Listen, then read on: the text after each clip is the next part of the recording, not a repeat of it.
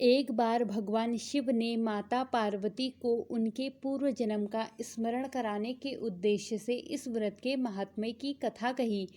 श्री भोले शंकर बोले, हे गौरी पर्वतराज, हिमालय पर स्थित गंगा के तट पर तुमने अपनी बाल्यावस्था में 12 वर्षों तक अधोमुखी होकर घोर तप किया।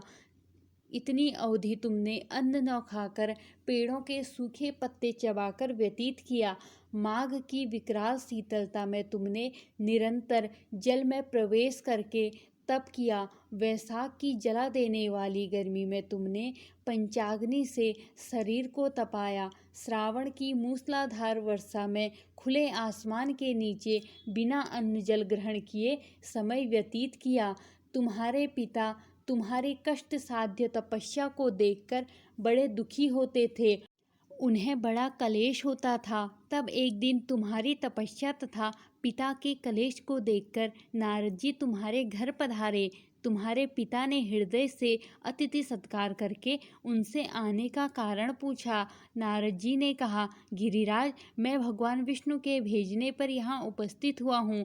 आपकी कन्या ने बड़ा कठोर तप किया है। इससे प्रसन्न होकर वे आपकी सुपुत्री से विवाह करना चाहते हैं। इस संदर्भ में आपकी क्या राय है, जानना चाहता हूँ। नारद जी की बात सुनकर गिरिराज गदगद हो उठे। उनके तो जैसे सारे कलेश दूर हो गए हो। प्रसन्न चित्त होकर वे बोले, श्रीमान, यदि स्वयं विष्णु मेरी कन्या का वरण करना चाहते हैं तो भला मुझे क्या आपत्ति हो सकती है। वे तो साक्षात ब्रह्म हैं। हे महर्षि, यह तो हर पिता की इच्छा होती है कि उसकी पुत्री सुख संपदा से युक्त पति के घर की लक्ष्मी बने। पिता की सार्थकता इसी में है कि पति के घर जाकर उसकी पुत्री पिता के घर से अधिक सुखी रहे। तुम्हारे पिता की स्वीकृति पाकर नारद जी विष्णु के पास गए और उनसे तुम्हारे ब्याह के निश्चित होने का समाचार सुनाया।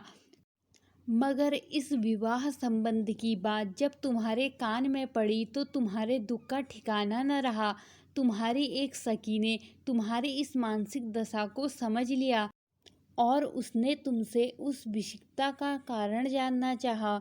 तब तुमने बताया, मैंने सच्चे हृदय से भगवान शिव शंकर का वरण किया है, किंतु मेरे पिता मेरा विवाह विष्णु जी से निश्चित कर दिया। मैं विचित्र धर्म संकट में हूँ। अब क्या करूँ। प्राण छोड़ देने के अतिरिक्त अब कोई भी उपाय शेष नहीं बचा है। तुम्हारी सखी बड़ी ही समझदार और सूझबूझ वाली थी। उसने कहा, सखी, प्राण त्यागने का इसमें कारण ही क्या है। संकट के मौके पर धैर्य से काम लेना चाहिए। नारी के जीवन की सार्थकता इसी में है कि पति रूप में हृदय से जिसे एक बार स्वीकार कर लिया, जीवन पर्यंत उसी से निर्वाह करें। सच्ची आस्था और एक निष्ठा के समक्ष तो ईश्वर को भी समर्पण करना पड़ता है। मैं तुम्हें घनघोर जंगल में ले चलती हूँ, जो साधना स्थली भी हो और जहाँ तुम्हारे पिता तुम्हें खोज भी न पाए। वहाँ तुम साधना में लीन हो जाना। मुझे विश्वास है कि ईश्वर अवश्य ही तुम्हारी सहायता करेंगे। तुमने ऐसा ही किया। तुम्हारे पिता तुम्हें घर न पाकर बड़े दुखी चिंतित हुए। वे सोचने लगे कि तुम जाने कहाँ चली गई। मैं विष्णु जी से उसका विवाह करने का प्रण कर चुका हूँ। यदि भगवान विष्णु बारात लेकर आ गए और कन्या घर पर न हुई तो बड़ा अपमान होगा। मैं तो कहीं मुंह दिखाने के योग्य भी नहीं रहूँगा। यही सब सोचकर गिरिराज ने जोर शोर से तुम्हारी खोज शुरू करवा दी। इधर तुम्हारी खोज होती रही और उधर तुम अपनी सखी के साथ नदी के तट पर गुफा में मेरी आराधना में लीन थी। भाद्र पक्ष शुक्ल तृतीया को हस्त नक्षत्र था। उस दिन तुमने रेत के शिवलिंग का निर्माण करके व्रत किया। रात भर मेरी स्तुति के गीत गाकर जागी। तुम्हारी इस कष्ट साध्य तपस्या के प्रभाव में मेरा आसन डोलने लगा। मेरी समाधि टूट गई। मैं तुरंत तुम्हारे समक्ष जा पहुंचा और तुम्हारी तपस्या से प्रसन्न होकर तुमसे वर मांगने के लिए कहा। तब अपनी तपस्या के फलस्वरूप मुझे अपने समक्ष पाकर तुमने कहा, मैं हृदय से आपको पति के रूप में वरण कर चुकी हूँ। यदि आप सचमुच मेरी तपस्या से प्रसन्न होकर आप यहाँ पधारे हैं तो मुझे अपनी अर्धांगिनी के रूप में स्वीकार कर लीजिए। तब मैं तथास्तु कहकर कैलाश पर्वत पर लौट आया। प्रातः होते ही तुमने पूजा की समस्त सामग्री को नदी में प्रवाहित करके अपनी सहेली सहित व्रत का पारण किया। उसी समय अपने मित्र बंधुओं दरबारियों सहित गिरिराज तुम्हें खोजते खोजते वहां आ पहुँचे और तुम्हारी इस कष्ट साध्य तपस्या का कारण तथा उद्देश्य पूछा। उस समय तुम्हारी दशा को देखकर गिरिराज अत्यंत दुखी हुए और पीड़ा के कारण उनकी आंखों में आंसू उमड़ आए थे।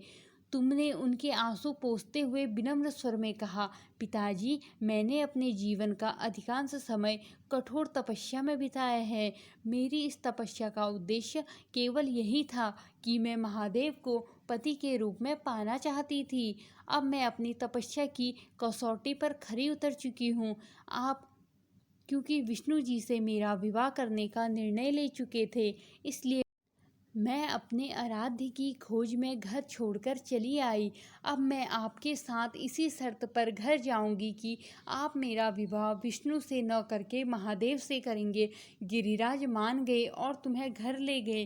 कुछ समय के पश्चात शास्त्रोक्त विधि विधान पूर्वक उन्होंने हम दोनों को विवाह सूत्र में बांध दिया। हे पार्वती, भाद्रपद की शुक्ल तृतीया को तुमने मेरी आराधना करके जो व्रत किया था, उसी के फलस्वरूप मेरा तुमसे विवाह हो सका।